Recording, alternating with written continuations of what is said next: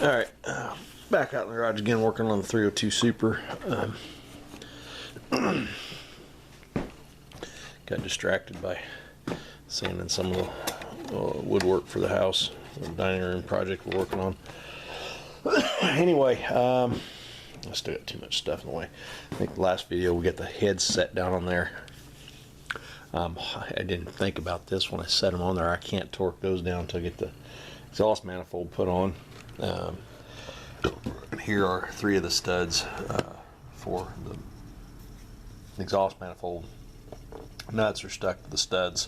Studs pulled out of the heads.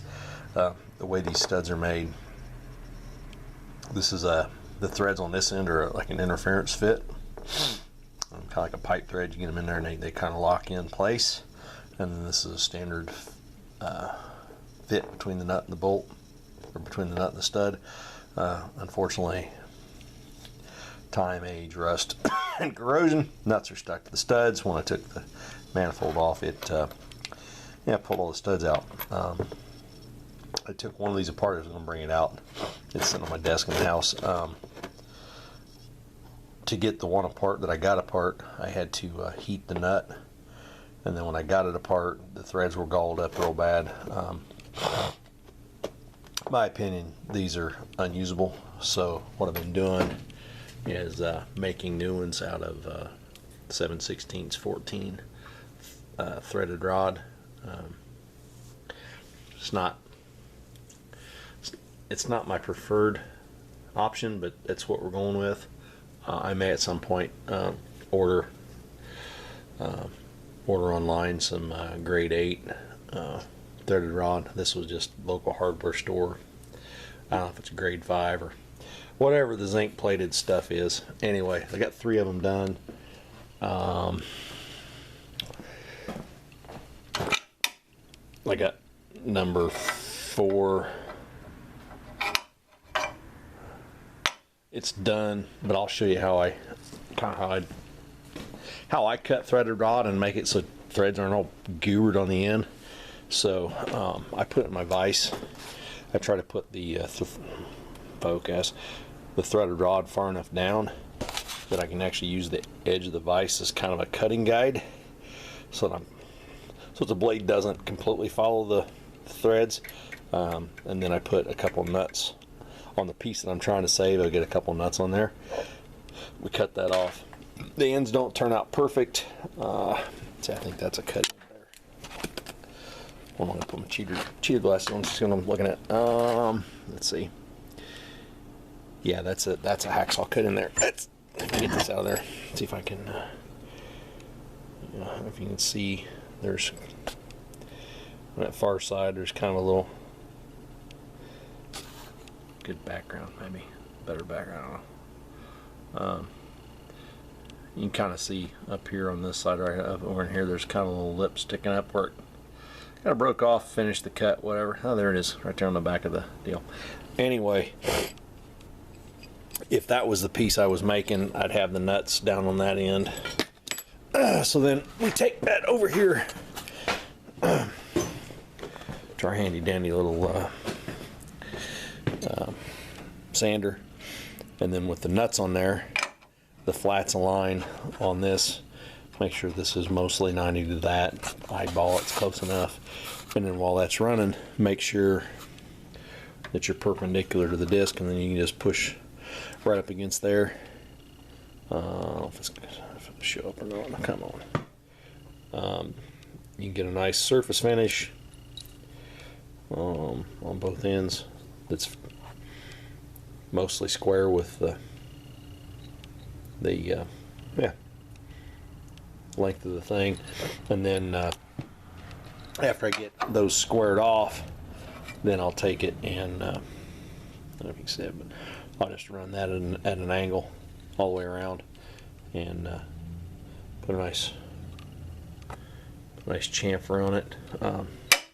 Anyway, and then once let's see, I don't want to put in back over here. Get this kind of sort of set up. Yeah, come on. Yeah. So then once I'm working around the pile of stuff, I'm not going to get this done tonight because I'm tired. It's been a long day. Anyway, reaching around here. You know, a little bit of chamfer with the square end and a little bit of chamfer that just, I mean, it's just like a factory bolt screwing in there. That one's a little shorter than the others. Anyway, with the 2 nuts on there, then you take 2 wrenches, cram those down tight against each other, one another, and they will lock down on the threads, and then you can crank down on this and tighten the thread down, and then you go backwards and loosen them up, take that back out. Then your studs are installed. I'm really hoping that the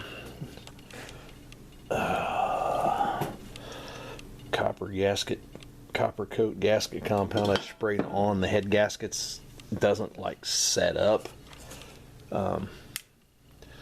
because I really need to get the manifold on there and get it torqued down tight to line up that face. Otherwise the manifold gaskets will eventually leak. Anyway, once I get all those double nut installed, then we'll dig out the manifold where the heck it ended up. It's hiding down in there somewhere. We'll get it out. Of course, we'll move the sandblast cabinet and the table saw away, and we'll put it up on there. I'll get that one there. These are the clamp blocks. That they're not great, but for now we'll go ahead and reuse these. I may see if I can find a couple local steel places, see if I can get some material that's the same thickness and width and whatever, make some new ones. But my plan is these will go on, and then I've got some grade 8 washers to go on over those, and then grade 8 nuts to go on the studs. We'll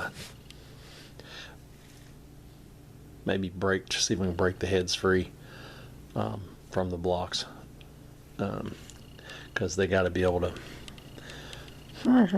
line up so that's all one plane. That probably what I should have done is gone ahead and done all this before my son and I set the heads down on the motor, engine, whatever. But I think I've got all the head studs sorted out to where they're all going to be long enough to do what needs to be done. We'll see. Anyway, yeah, maybe if tomorrow's a better day at work, I'll get this stuff moved out of the way and we'll dig the manifold out and get that bolted on so we get the heads aligned. Once the heads are aligned, then I know with the way this plate bolts on, I think these 2 studs and those 2 studs, and of course these 4 here don't go through this, so I can get those snugged down at least enough that we can take the manifold off. But we'll have this gasket here to glue down. Once we get that snugged down, then we'll glue this down and get that on there, and then we'll get all those bolts, get the heads torqued down. Yeah, that's where we're at with the old 302 Super. And once this is on, the heads are on. Once this is on and torqued down, I'll probably dig around. I've already dug out the rocker arms; those need cleaned. Get those cleaned up. I got to get maybe 2 more of these. Of course, I feel like I'm gonna have as much luck finding these. These are, I think I can reuse these. But I got to find the other 2 that are probably buried back under there, inside the valve cover. So anyway, once I get that on, then I can dig that out. Get the other 2. We'll get all this cleaned up, degreased, get all the dirt and sawdust and everything off of them. Get that set down on there.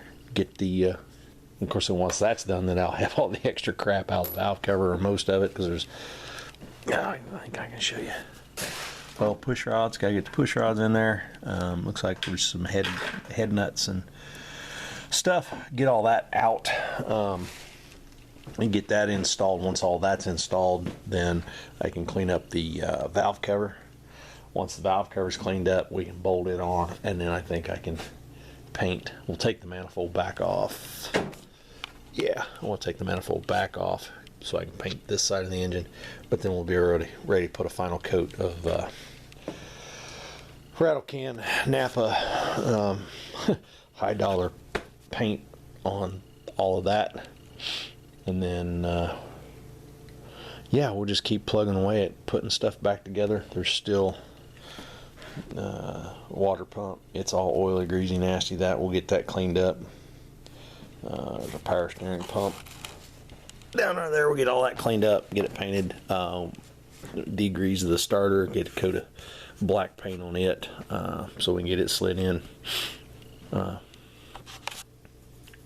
some point we'll marry the front end back to the rest of the tractor and get that all bolted together. Yeah, that may happen, I don't know. The problem with bolting it on is once it's on, to do anything on that side of the tractor, I have to step over the front axles, and it's just easier just to roll those two things out. I will probably rearrange a little bit, maybe, so that I can keep some of this. The table saw is a pain in the butt to move, so I may rearrange the garage a little bit so I can leave it out of the way. The sandblast cabinet's not hard to move. This cabinet's not hard to move. That cabinet's not hard to move. So if I can figure out a place, maybe I'll put it over here where this stuff's at, because just coming straight across won't be so bad. But wiggling it past the front pulley on the engine and over the top of the frame and stuff is kind of a pain. So maybe we'll move the table saw out and then rearrange stuff. But yeah, that's where I'm at for today. So I'll be back.